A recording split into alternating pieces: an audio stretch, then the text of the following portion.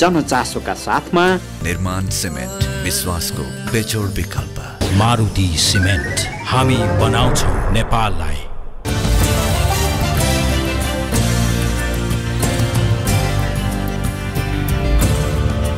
दर्शकबिन नमस्कार, कार्यक्रम जनचासोमा स्वागत छ। यो कार्यक्रम तपाईले प्रत्येक साताको शनिबार ठीक यसै समयमा हेर्दै आउनु भएको छ। अघिल्ला भागहरूमा जस्तै आज पनि हामी नियमित श्रृङ्खला भूकम्प विशेषका साथै कृषिसँग सम्बन्धित रिपोर्ट र निजी वनका बारेमा तयार पारिएको सामग्री लगायतका विविध गतिविधि लिएर उपस्थित भएका छौँ।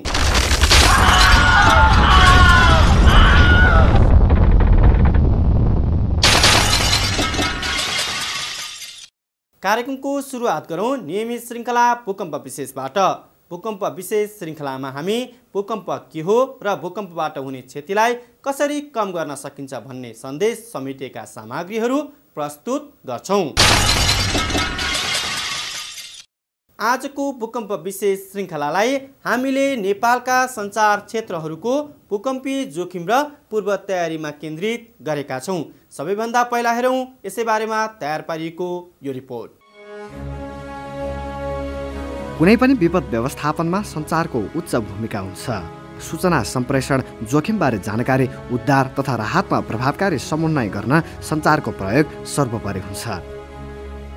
नेपालमा अहिले सरकारी स्वामित्वको नेपाल टेलिकम, निजी क्षेत्रको एनसेल, युटिएल, हेलो नेपाल लगायत 6वटा दूरसञ्चार सेवा प्रदायक कम्पनीहरू छन् भने 40 भन्दा बढी इन्टरनेट सेवा प्रदायक संस्थाहरूले सञ्चार सेवा उपलब्ध गरिरहेका छन्। यी कम्पनीहरूले आफ्ना ग्राहकलाई जीएसएम मोबाइलका साथै सिडिएमए र आधारभूत टेलिफोन सेवा उपलब्ध गर्छन्। तर उच्च भूकम्पीय जोखिम भएको नेपालका यी सञ्चार सेवा प्रदायकहरूले ठूला प्राकृतिक विपदपछि पनि आफ्ना सेवालाई निरन्तरता दिन सक्लान्। विपद आउँदाखेरि मेन त हाम्रो 3 किसिमको नेटवर्क भयो। एउटा कोर नेटवर्क, एक्सचेन्ज भनौँ, अर्को ट्रान्समिसन नेटवर्क, अर्को चाहिँ एक्सेस नेटवर्क। भन्नाले एक्सेस नेटवर्क कुनै बिटिएस ड्यामेज भयो, बिटिएसको टावर ढल्यो अथवा बिटिएससम्म गइरहेको केबल इन्फ्रास्ट्रक्चरले चाहिँ काम गरेन भने त्यो सानो एरिया मात्रै सर्भिसबाट बाहिरिन सक्छ। ट्रान्समिसन नेटवर्क बिग्रियो भने अलि ठुलो एरियामा इफेक्ट पर्न सक्छ र कोर नेटवर्कले सर्भ गर्न सकेन भने चाहिँ त्यो चाहिँ क्याटास्ट्रोफिकै हुन्छ। कोर नेटवर्कको लागि हाम्रो रिडेन्डेन्सी छ।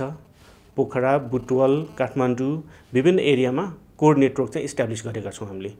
त्यसले पुरै सिस्टम कोल्याप्स हुने चान्सेस एकदम कम छ। तर ट्रान्समिसन नेटवर्क मुख्यतः 3 किसिमबाट हुन्छ। एउटा अप्टिकल फाइबरबाट, अर्को माइक्रोवेभबाट र भिस्याटबाट, सेटेलाइटबाट। सबभन्दा रोबस्ट भनेको चाहिँ भिस्याट हो।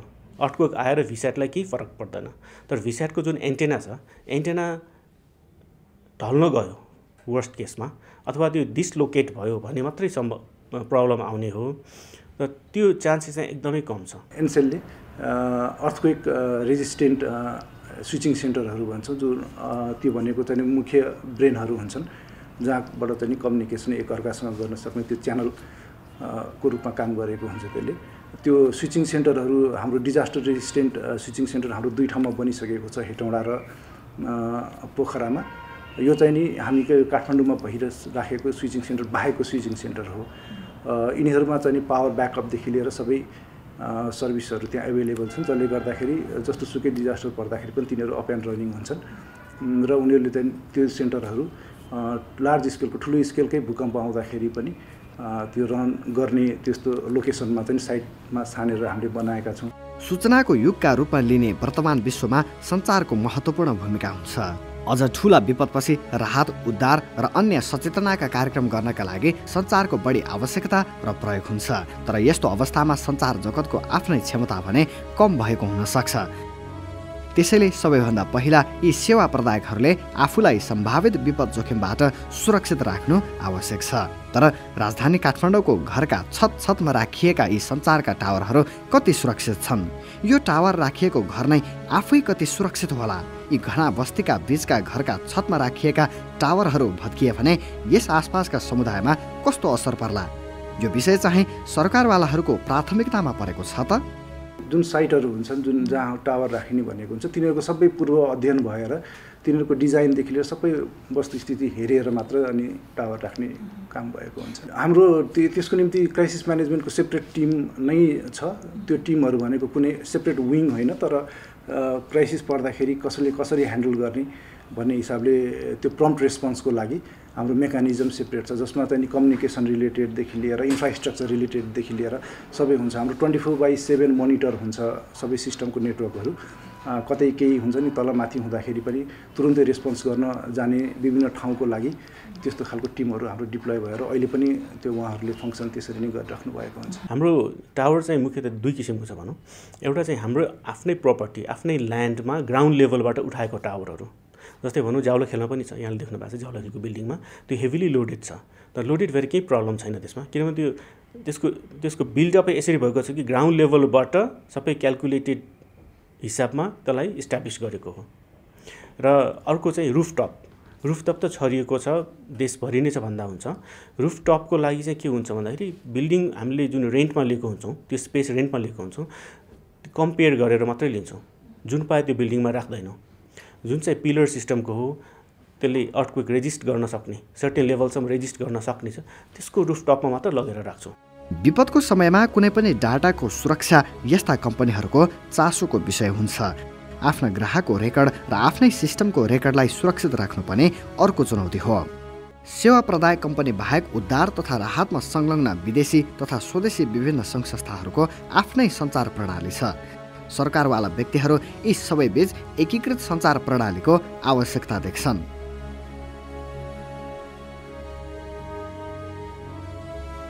दूरसञ्चार सेवा प्रदायक कम्पनीहरूको सेवा प्रभावकारिताका लागि सरकारले राष्ट्रिय आपतकालीन दूरसञ्चार योजना ल्याउने तयारी गरेको छ।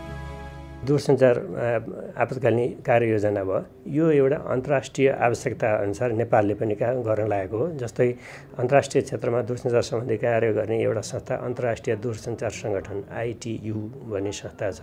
त्यो संस्थाले युनाइटेड नेसन्सको फ्रेमवर्कभित्र रहेर एक किसिमको चाहिँ एउटा फ्रेमवर्क बनाएको छ। सरकारले ल्याउन लागेको योजना सकारात्मक भए पनि नीति कार्यक्रम र योजना ल्याउने तर कार्यान्वयनको पक्ष प्रभावकारी बनाउन नसक्ने नेपालको परम्परा जस्तै भएको छ।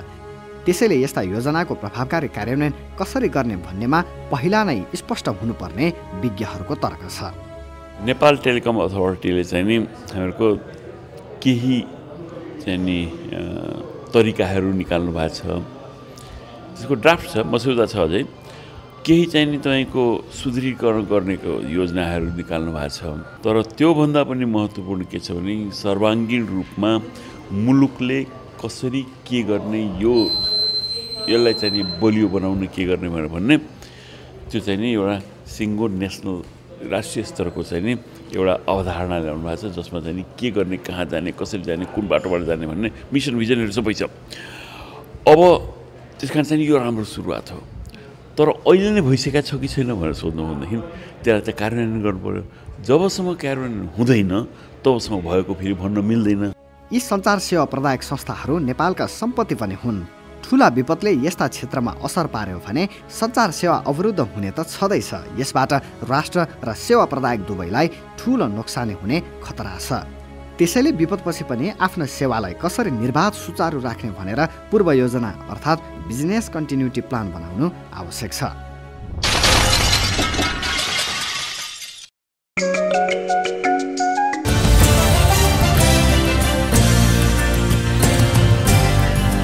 सन् 2014लाई अन्तर्राष्ट्रिय पारिवारिक खेती वर्षको रूपमा विश्वभरि नै मनाइएको छ। नेपालमा पनि यस सम्बन्धी विविध कार्यक्रम सञ्चालन भइरहेका छन्। यसै सिलसिलामा काठमाडौँमा कृषि प्रविधि अभ्यास तथा उत्पादन सम्बन्धी हाट बजार प्रदर्शनी आयोजना गरिएको छ। हेरौँ यसै बारेमा तयार पारिएको यो रिपोर्ट। काठमाडौँमा गत बुधबारदेखि अन्तर्राष्ट्रिय एकीकृत पर्वतीय विकास केन्द्र इसिमोडको आयोजनामा कृषि प्रविधि अभ्यास र उत्पादन सम्बन्धी प्रदर्शनी सुरु भएको छ। विशेषतः प्राङ्गारिक उत्पादनहरूको प्रदर्शनी गर्ने, बिक्री गर्ने र यस सम्बन्धी ज्ञान आदान प्रदान गर्ने उद्देश्यका साथ हाट बजारको आयोजना गरिएको हो। यो हाट बजार प्रदर्शनीको एक कृषक जोडीले फूलमा पानी हालेर उद्घाटन गरेका थिए। सोही अवसरमा FAO ले प्रकाशन गरेको पारिवारिक खेती सम्बन्धी एक पुस्तकको समेत औपचारिक रूपमा विमोचन गरिएको थियो। बबरमहलमा रहेको नेपाल कला परिषदमा जारी प्रदर्शनीमा नेपाल लगायत जलवायु परिवर्तनको असरसँग जुधिरहेका अन्य हिमालयन श्रृङ्खला भएका मुलुकहरू जस्तै भुटान, पाकिस्तान जस्ता मुलुकहरूको समेत सहभागिता रहेको छ। The objective actually is to share different ideas for mountain farmers. Now, ICIMOD works a lot with how people adapt to climate change and all kinds of other changes like migration or urbanization that's happening. But we feel that there's a lot of potential in the mountain areas and hill areas for family farming. But one of the ideas is to get farmers some more income, some more money, so they don't necessarily have to go and look for employment elsewhere, that they can have a better livelihoods. But we also recognize that a lot of the solutions are found in the hills and mountains themselves of this region. So what we're trying to do is to use this as an opportunity to gather knowledge from different farmers, different entrepreneurs in the region, and to share that knowledge. So really it's a bazaar, not necessarily of products, yes products, but also ideas. So let's share ideas and take them back and really make a difference in the rural areas. And that's why ICIMOD is interested. सन् 2014लाई अन्तर्राष्ट्रिय पारिवारिक खेती वर्षको रूपमा मनाइएको छ। अन्तर्राष्ट्रिय पारिवारिक खेती वर्ष 2014ले भोक र गरिबीको उन्मूलन, खाद्य सुरक्षा, पोषणको बढोत्तरी र सबै क्षेत्रका किसान परिवारको जीविकोपार्जन सुधारका साथै स्वास्थ्य अवस्थामा सुधार ल्याउनका लागि पारिवारिक खेतीको महत्त्वलाई जोड दिन्छ। यही सिलसिलामा नेपालले पनि विभिन्न साझेदार संस्थाहरूसँगको समन्वयमा यो कार्यक्रमलाई सफल बनाउने पहल गरिरहेको छ। यस्तै एउटा पहलका रूपमा यो हाट बजार प्रदर्शनीलाई लिन सकिन्छ। पारिवारिक खेतीका लागि सिंचाइको आवश्यकता पर्छ, तर जलवायु परिवर्तनले गर्दा पानीका स्रोतहरूमा असर पर्न थालेको देखिन्छ। यसले गर्दा पारिवारिक खेतीमा समेत यसको असर देखिन थालेको विज्ञहरू बताउँछन्। यी सवालहरूमा समेत छलफल गर्नमा यो हाट बजार एउटा साझा मञ्च बन्न सक्ने विश्वास आयोजकको छ। All the mountain peoples were self-dependent. They were, although it was a subsistence agriculture, but they had enough things to take care of the food security and the needs which were there. But with the changes which are coming about, there are a growing need for cash generation as well. So there's a shift in terms of what sort of crops are being grown, what is, what are the crops that mountain people are growing, the needs of the household and the needs from the external markets which are there. And this change is something which is having a large impact in terms of how family farming is done and what needs to be done to support what was going on. यो हाट बजारमा विभिन्न प्रकारका कृषि उपजको प्रदर्शनीका लागि 20 भन्दा बढी स्टलहरू राखिएका छन्। हाट बजार अवलोकन गर्ने मानिसहरूलाई विविध कृषि उत्पादन किन्ने, छतमा खेती गर्ने तरिका, भर्टिकल गार्डनिङ बारे सिक्ने अवसर प्रदान गर्नुका साथै कृषकहरूलाई थोक व्यवसायी, खाद्य प्रशोधकहरू र ठूला खाद्य पसलहरूसँग सम्पर्क स्थापित गर्नमा सहयोग पुर्याउने पहल गरेको छ। यसले व्यावसायिक कृषिमा रुचि भएका नेपालका किसानलाई थप रचनात्मक विचार र विकल्प प्रस्तुत गरी कृषिको व्यवसायीकरणमा लाग्न प्रेरित गर्न सक्ने देखिन्छ। हाट बजारमा कृषि अभ्यासको जारी प्रवृत्ति, मूल्य श्रृङ्खला र व्यवसाय नमुनालाई ध्यान दिँदै प्राङ्गारिक खेती र व्यावसायिक खेतीका सवाललाई सम्बोधन गर्ने प्रयास गर्दै यससँग सम्बन्धित लघु चलचित्र प्रदर्शनी गर्ने, छलफल कार्यक्रम चलाउने र बालबालिकाका लागि चित्रकलाका माध्यमबाट पारिवारिक खेतीको बारेमा सिकाउने जस्ता क्रियाकलापहरू समेत सञ्चालन भइरहेको छ। ICIMOD-ले विगत 2 दशक भन्दा लामो समयदेखि किसान, विद्यार्थी, विकास अभ्यासकर्ताहरू र उद्यमीहरूका माझ दिगो जमिन प्रयोग र खेती प्रणालीका प्रविधिहरू प्रवर्धन गर्दै आएको छ। गोदावरीमा रहेको ICIMOD ज्ञान पार्कले कृषि प्रविधि, भू व्यवस्थापन तरिका, वनस्पति व्यवस्थापन, पानी व्यवस्थापन, प्राङ्गारिक मल, पशुपालन लगायत अन्य आय आर्जनका उपायहरू प्रवर्धन, प्रदर्शन तथा कृषकहरूलाई यसबारे प्रशिक्षण समेत दिँदै आएको छ।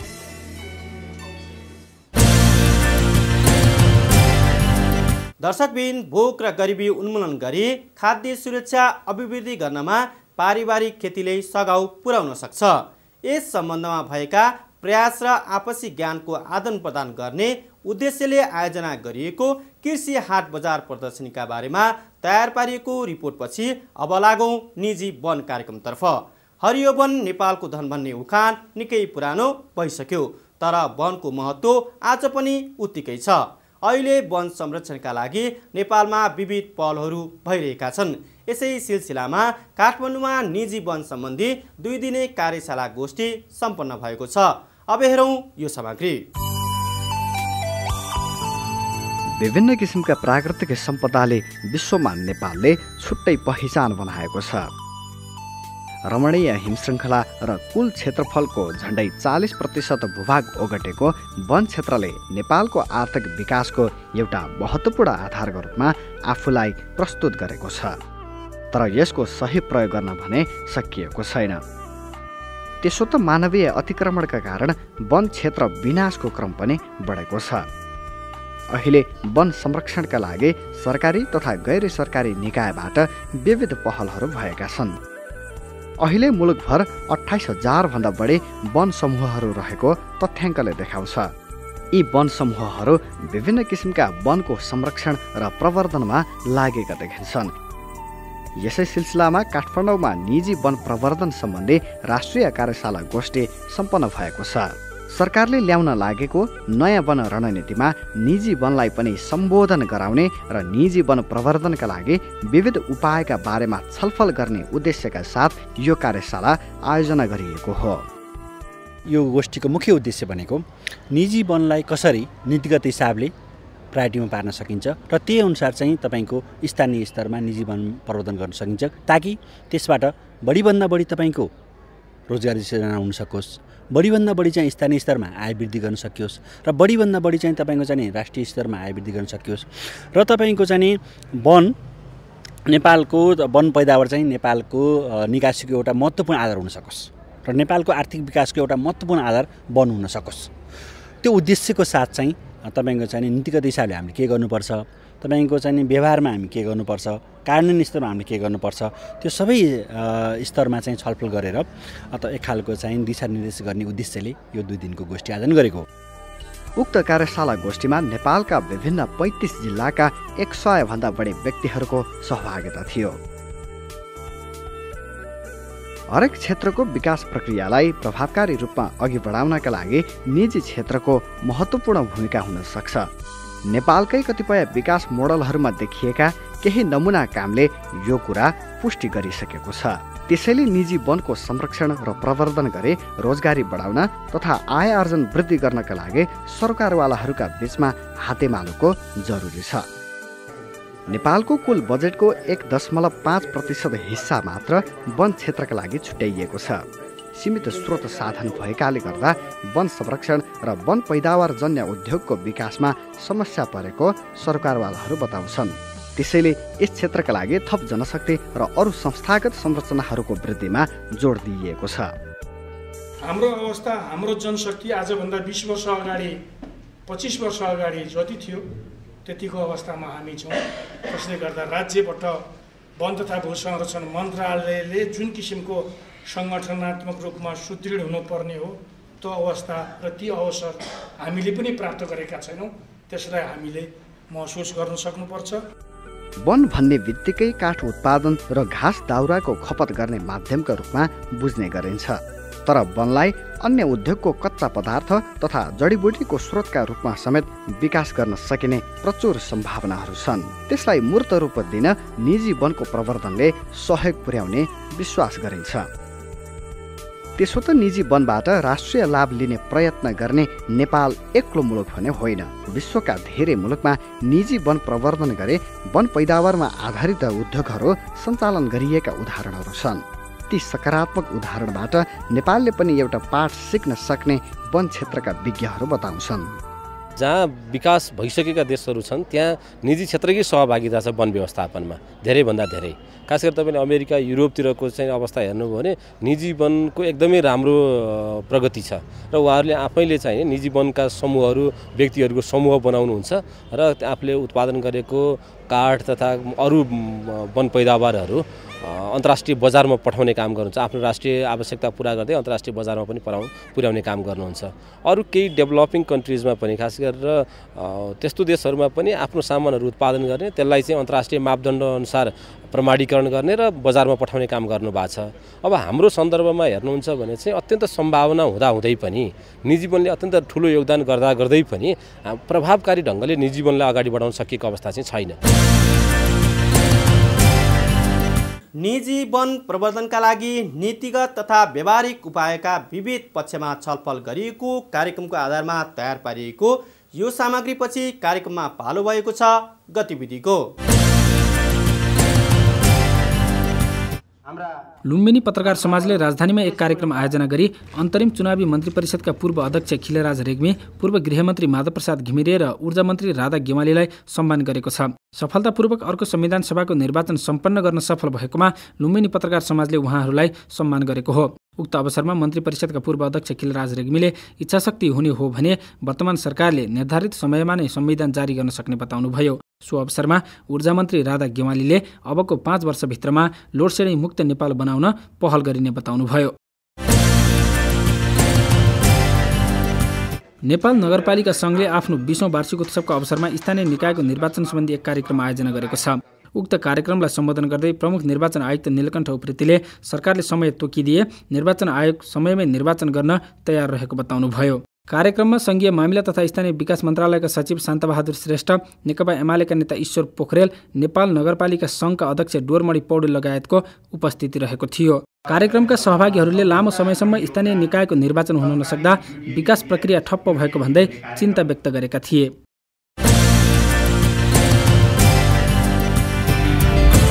हस्त यिनै विविध सामग्रीका साथ आजको कार्यक्रमको निर्धारित समय सकिएको छ। हामीलाई बिदा दिनुहोस्। नमस्कार।